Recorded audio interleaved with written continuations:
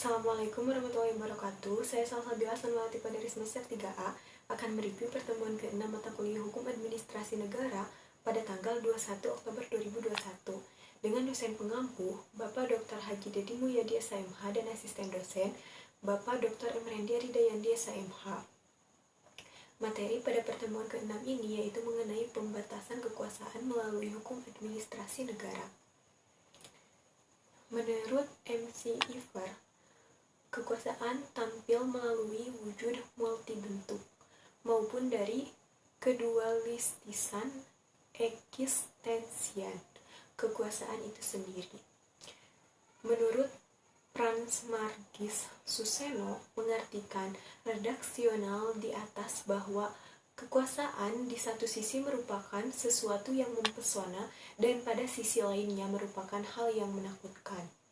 Sebagai sesuatu yang mempesona, karena mengingat multi fungsinya dengan memiliki kekuasaan, maka praktis akan dapat dicapai segala yang dikehendaki pemegangnya.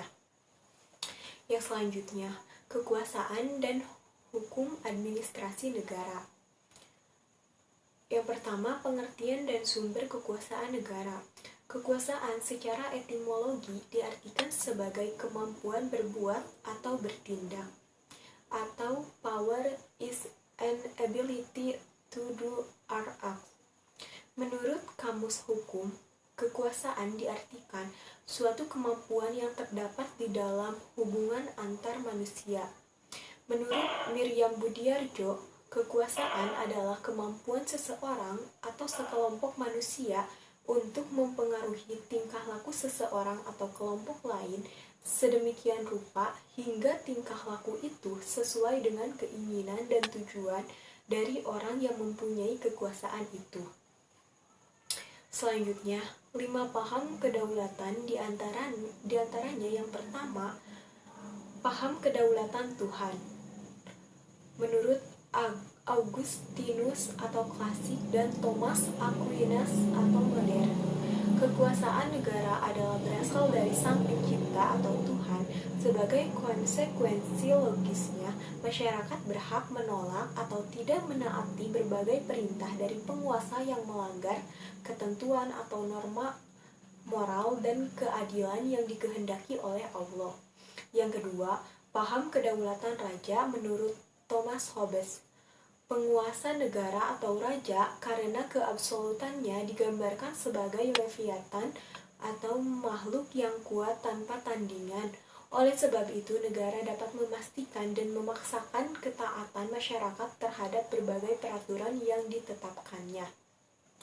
Yang ketiga, paham kedaulatan negara menurut George Jelinek dan Paul Laban. Kekuasaan penguasa atau negara adalah yang tertinggi. Setiap perintah dari penguasa negara yang dimanifestasikan dalam hukum haruslah ditaati oleh masyarakat.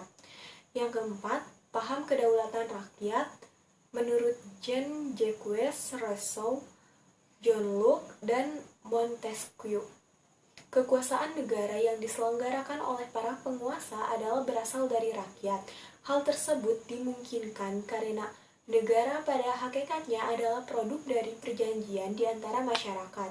Sebagai konsekuensinya bahwa setiap hukum akan mengikat sepanjang itu disetujui oleh rakyat. Yang kelima, paham kedaulatan hukum menurut Immanuel Kant dan Leon Duquesne. Kekuasaan tertinggi di dalam negara bukan bersumber dari Allah, raja, negara, atau rakyat. Segala kekuasaan negara yang diselenggarakan penguasa maupun oleh rakyat pada dasarnya berasal dari hukum. Konsekuensinya bahwa kekuasaan yang diperoleh tidak berdasarkan hukum dipandang tidak sah dan tidak perlu ditaati. Sekian review materi pertemuan ke-6 mata kuliah Hukum Administrasi Negara dari saya. Wassalamualaikum warahmatullahi wabarakatuh.